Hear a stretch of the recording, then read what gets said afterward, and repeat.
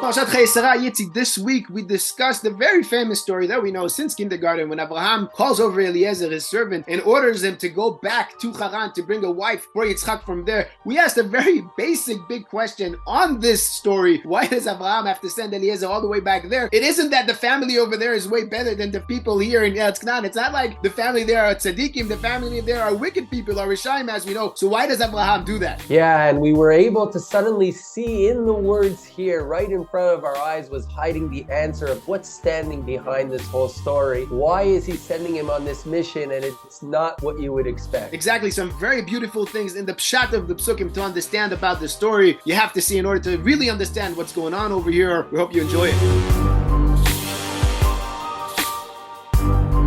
New week, Parshat Chayei Sarah, and yes, this is one of these stories, again, that we know since a very, very young age, and it's about time we try to understand what this story is actually about. Why does Avraham decide to send Eliezer all the way back to Haran in order to bring a wife for Yitzchak? What's Avraham's real problem with the women in Eretz Canaan? Why can't he have Yitzchak marry one of them? Why does he emphasize to Eliezer that he has to go all the way back El Artzi Vel Moladeti, to the place where I was born? Do not take a wife from Bnot Canaan. What is this story really about? Because when you think about it, there isn't any other families like Avraham around. It's not like back home those families were good families. Terach's families, Nachor's families, they were all of the Avodah Zarah. They all were idol worshippers. It's not like they are better than what exists over here in Canaan. It's not like they are following God like Avraham does. So what is this point about? Why does Avraham make such a big issue about sending Eliezer to go bring a wife for Yitzchak? Again, if what he can find over there isn't that better, isn't much better than what can be found over here in Eretz Canaan. What is this story about? Why does Avraham need Eliezer to go bring a wife for Yitzchak from Haran? It's a great question. And it doesn't stop with Avraham Avinu. We see that also Yitzchak and Rivka get really worried about Yaakov and Esav marrying not Canaan, women of Canaan, and also send Yaakov over back to their family again, to Lavan, her brother, who was, a big cheater and liar and not exactly someone amazing, but they send Yaakov there because there he's going to find a wife. And you know what else is interesting?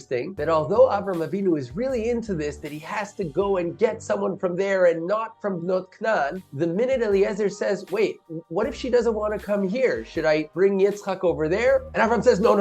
End of deal, right? If she comes, great. If she doesn't, then what? And he should just stay here and marry Bnot Canaan? Wasn't that the worst thing in the world? So what's going on? Why is suddenly the idea of Yitzchak having to go marry her there so bad that the whole idea, which seemed so important to Avraham Avinu, is suddenly gone the minute he says that? And it's actually interesting. Avram never sent him to his family, meaning even if he knew his family were good. Psukim don't tell us this, but we knew he knows that his family are really great people. So he would send them to his family. The reason we think he sent them to his family is because when Eliezer repeats the story later, he tells them, and it's part of him trying to convince them that this is, the right thing and to let them, allow Rivka to go with him. He says, Avram sent me to my family. But that's not what Avram said. Avram said, go to my land. And he did not emphasize Beit Avi. He says, Artzi umoladeti, place I was born, the place I came from. That's it. But I think if we do take a deeper look at the words here, we'll find something fascinating. And if we look at the words that Eliezer repeats again, we'll also see this concept repeat. Avram explains, don't take a woman from Bnot Canaan, asher ani yoshev bekirbo. He adds these extra words. Don't take a woman from the women of Canaan, which I am sitting amongst them. And this is repeated a little bit differently by Eliezer. What is this about? What do you mean? I know where you're sitting. What do you mean the women of Canaan, which I am sitting amongst? Obviously, the fact that he's sitting amongst them is key to understanding why you shouldn't take them. It's not because you'll never find a good girl in Canaan and, there in Haran, everyone's wonderful. No, it's not that. It has to do with the fact that you're sitting amongst them. And maybe that's what it's all about. Maybe Avraham Avinu here is thinking about the promise he received from HaKadosh Baruch Hu. And the promise is, leave Artzi u'Moladeti and go to the land which I will give you. Now just think about what's happening here. Avram now is still living amongst Canaan, amongst the people of Canaan. And he's told that he will get this land. Not yet, it's going to happen in the future, but he's going to get the land. What would happen if Avram would intermarry with Canaan? suddenly Canaan and Avraham are one family. We don't have that promise anymore of Avram's children getting the land of Canaan instead of Canaan being taken out, and Avram and his children getting the land of Canaan. Because they're all intermarried. They're going to say, what do you mean? This is our land. And Canaan won't see this as a godly promise. Canaan lived there anyways. Eretz Yisrael is something that's given to who Hashem chose. And Hashem chose Avraham Avinu and brought him here to give him the land. And I think there are two things happening here, because if Avram's child marries someone from the people he's amongst, from not Canaan, then Canaan will see the land as theirs. They'll think they have the right for the land. And even you who have this godly promise, it doesn't matter. I'm part of that family. This is my children too. For Avram to receive that godly promise, he has to bring someone from the outside who's not part of the people of this land. And they will come to the land and receive the land because of the godly promise. And I think there's also another aspect here, that if Avram marries into the people around him, then Avram will lose his uniqueness. His Am Levadad Yishkon. Am Yisrael has to develop and not just mix in, because the minute one of the children marries one of the not Canaan, it doesn't end there. They just all mix together. Avram stops being Avram, who is sent here on a mission. He becomes Avram, who's part of not Canaan, who's part of Ne Canaan. And we see this when Yaakov comes with Shechem, where they say, let's all marry. You marry our children, we'll marry yours. We're all going to be one big nation. Avram is trying to avoid that. And we see this promise was in Avram's mind, because the next thing he says to Eliezer, when Eliezer says, who knows if it's going to work? He says, the God that took me out of my homeland and promised me Eretz Yisrael and brought me here, he's the God that's going to guide you on this mission. Why that God? What does that have to do with anything? He's looking for a shidduch. No, this is all part of fulfilling that promise. And maybe that's why it's so clear now why he says, so what if she says, I don't want to come, so let's bring Yitzchak there? Of course not. That would ruin the whole point. The whole point is about Eretz Yisrael, is about Yitzchak inheriting Eretz Yisrael, and Yitzchak not just intermarrying with the people here and not being able to inherit with that godly promise, Eretz Yisrael. And I think we also see this later on in Parshat Toldot, because when Yitzchak sends Yaakov, what does he tell him? He says, go to your mother's family and find the wife there, and you will receive the promise of Avram of the land. What does one have to do with the other? They're connected. The whole idea of sending Eliezer to find the wife from there, Misham, and not from here, and Yaakov finding from there and not from here, is Yaakov and Yitzchak and Avram's family continuing to fulfill their mission and their promise of staying unique and receiving the godly promise of the land, and not just mixing in with the women of this place. I think this shines an entirely different light on the whole story happening. Exactly.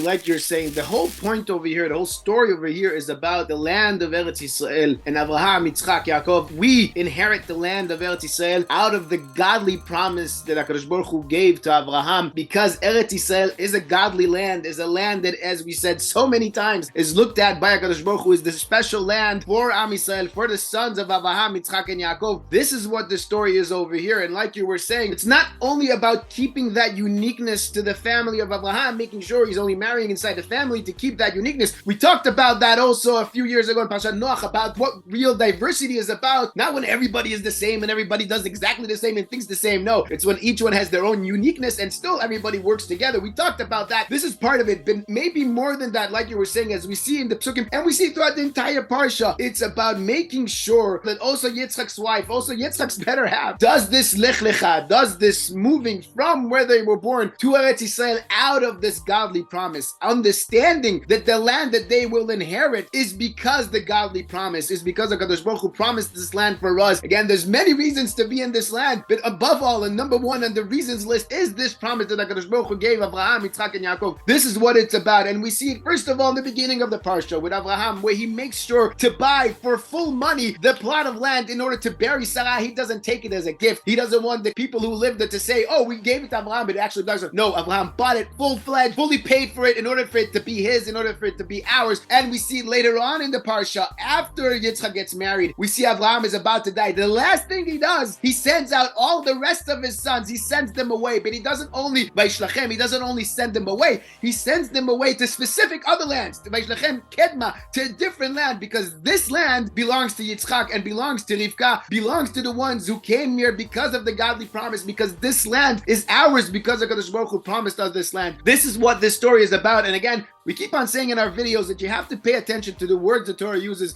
to the pattern the Torah uses, and there's such a clear pattern over here in the beginning of the story where the Torah says, "V'Avraham zaken ba bayamim, v'Hashem berach et Avraham bakol." Avraham is old and he has everything. He was blessed with everything. But then the next pasuk says that he called over his servant, which was Zakan Beito, is also old, but the old person in his house. Meaning, if Avraham is the old wise man in charge of everything, then this guy, the servant, is the old wise servant that's in charge of all the properties. That is the CEO of Avram's house, which is the chief of staff of Avram's operations. This chief of staff, this Zakan Beito, is also in charge of Kol Asher Lo, everything that Avram has. And we see these comparisons between Zaken Ba Bayamim and Zakan Beito, and Berach Bakol, he was blessed with everything, but the man in charge was only in charge Kol Asher Lo, everything he had. And you have to ask yourself, what is the difference between being Berach Bakol, being blessed with everything, and being in charge of everything you have? And maybe this is exactly it. Avraham was blessed with everything. Avraham was blessed with the land for his offspring, for his next generations, for his children, but he was only blessed with this, as we see later on when he tells Eliezer, HaKadosh Baruch Hu promised me this is the blessing I got, but right now he doesn't have it yet. It's not under Kol Asher Lo, he doesn't own it yet because he doesn't have his offspring yet. It's not there yet, and this is what Avraham is looking to fulfill. Avraham is looking to make sure that this blessing of Hashem Berach et Avraham Bakol will happen, that his children to come will inherit this land out of this promise from HaKadosh Baruch Hu, out of this blessing from HaKadosh Baruch Hu. This is what Avraham is looking for. This is the difference over here in the beginning between Zakan Beito and Avraham Zaken Ba Bayamim, because Avraham again sees the blessing. He has the blessing from HaKadosh Baruch Hu. That is what he looks at. That's what he cares about. That's what's in his mind, thinking about the future generations getting this land, inheriting this land, versus Eliezer, who is in control of everything Avraham owns at the moment, in the present. That's his job to fulfill. He's in charge of everything right now. Right now, they don't have the entire land. That's what Eliezer is thinking about. But Avraham, again, he's thinking about making sure that the right to inherit this land will be the godly right, will be this promise for the blessing he received from HaKadosh Baruch Hu back in Parashat Lech Lecha, because he himself did this Lech Lecha, and this is what he wants also from Yitzchak's wife to do, the Lech Lecha too, in order to come to this land out of this godly promise. This is what this whole Parsha is about. This is what we see over here. And of course, we cannot not mention the Gemara that we learned just a few weeks ago in the end of Masechet Zvot. Kol hadar b'chutz haaretz domeh kemi she'en lo eloka. Sometimes it's not easy to hear, sometimes you don't want to hear it, but it's a Gemara, and this is what the Gemara says. And there are many explanations to the Gemara on the Pshat level. The people of Am Yisrael, the Jewish nation, has to live in Eretz Yisrael because this is where our connection with HaKadosh Baruch Hu is. This is where we fulfill the promise that HaKadosh Baruch Hu gave us, and we fulfill our job that we have to do in this world through this land with our entire nation. This is maybe what's going on over here. Why Avraham is emphasizing so much to Eliezer to make sure he goes to bring someone back from Haran, not because the people there are better or different than the people here. It's because this godly promise for the land, making sure that his generations to come will inherit this land out of that godly promise, out of the promise HaKadosh Baruch Hu gave him in Brit Ben HaBetarim. That's the right for our land. This is what Avraham is telling us over here. You know, I think that also answers at some level. There's a question here that the Mefarshim try to also understand is, what is Avram telling Eliezer to go to Artziu Moladeti, my land,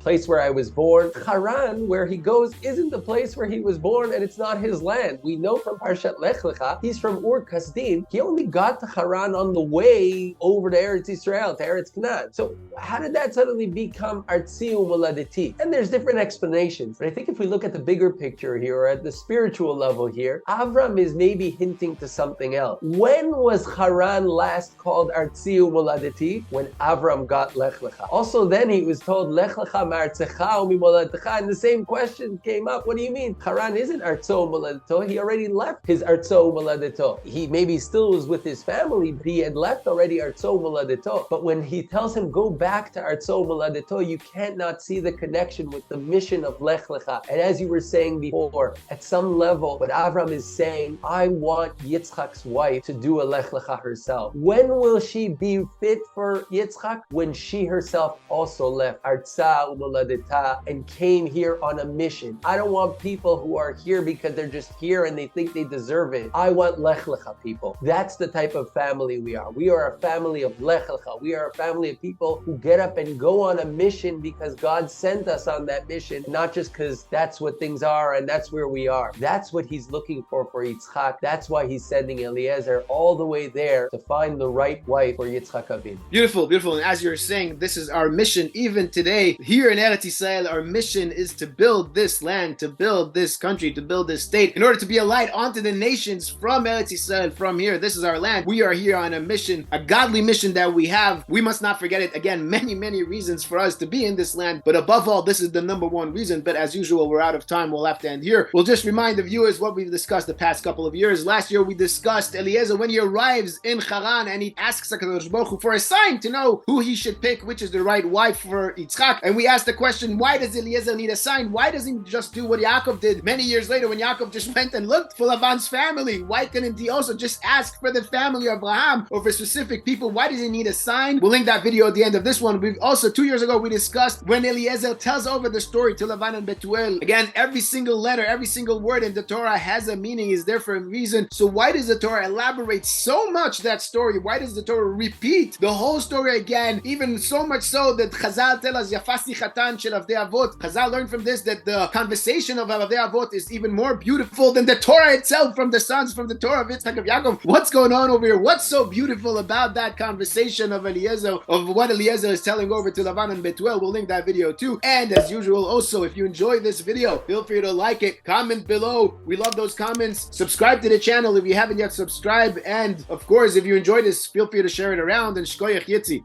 Shkoyach Tuvia, Shabbat Shalom. Shkoyach to you, Shabbat Shalom, and Emet Hashem. We'll talk again next week.